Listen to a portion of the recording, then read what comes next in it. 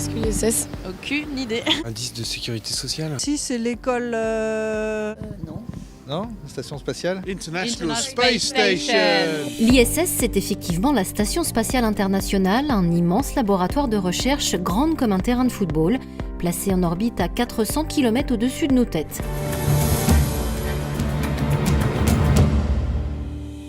Lancée en 1998, elle est née d'un accord gouvernemental entre 15 pays, dont les États-Unis, la Russie, le Japon, le Canada et les pays européens, sous l'égide de l'ESA. La construction de l'ISS a duré 13 ans. Quelques chiffres donnent le vertige, 110 mètres de long et 74 mètres de large pour une masse d'environ 400 tonnes.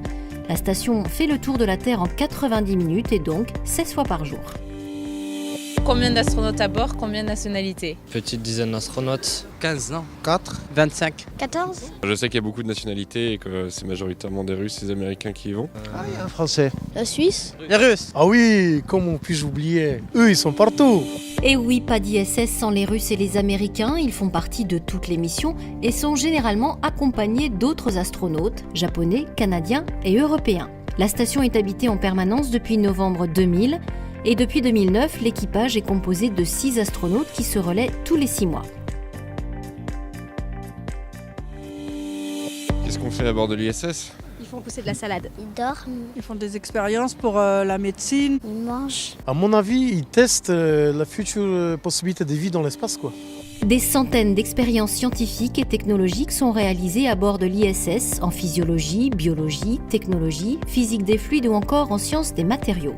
En ce moment, et dans le cadre de la mission Proxima, l'astronaute français de l'ESA Thomas Pesquet teste par exemple une machine baptisée MARES, dont la fonction est de mesurer la perte de masse musculaire liée à la microgravité. À Toulouse, c'est le centre CADMOS du CNES qui prépare, organise et assure le suivi de nombreuses expériences. Enfin, lorsqu'ils ne travaillent pas, les astronautes mènent une vie quasi normale à bord de l'ISS. Ils mangent, ils dorment et surtout, ils font du sport 2 heures par jour pour prévenir les effets de l'apesanteur sur le corps. Est-ce qu'on pourrait aller sur Mars un jour? Is there life on Mars? Oui. Oui. On pourra y aller, oui, et revenir, je sais. Je suis pas sûre. Mais... Combien de temps ça prend pour aller sur Mars? Peut-être 1 an, peut-être 12 ans. 3 jours. Ouais, des mois, des mois. Depuis de nombreuses années, les scientifiques travaillent sur l'exploration habitée de la planète Mars pour préparer, à partir du travail effectué sur l'ISS, les conditions possibles de cette vie. Mais quand et comment? La durée totale du voyage aller-retour est estimée entre 2 et 3 ans et la température moyenne sur la planète rouge est de moins 63 degrés.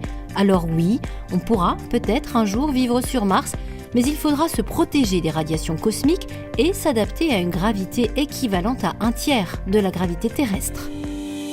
Est-ce que vous seriez candidat pour y aller? Non, il fait trop froid sur Mars. Si c'est un voyage avec retour, le voyage en vol aller simple, non. Je veux pas aller dans la fusée, moi. Sincèrement, je pense pas, non. Mais par contre, je suivrai avec beaucoup d'attention la mission.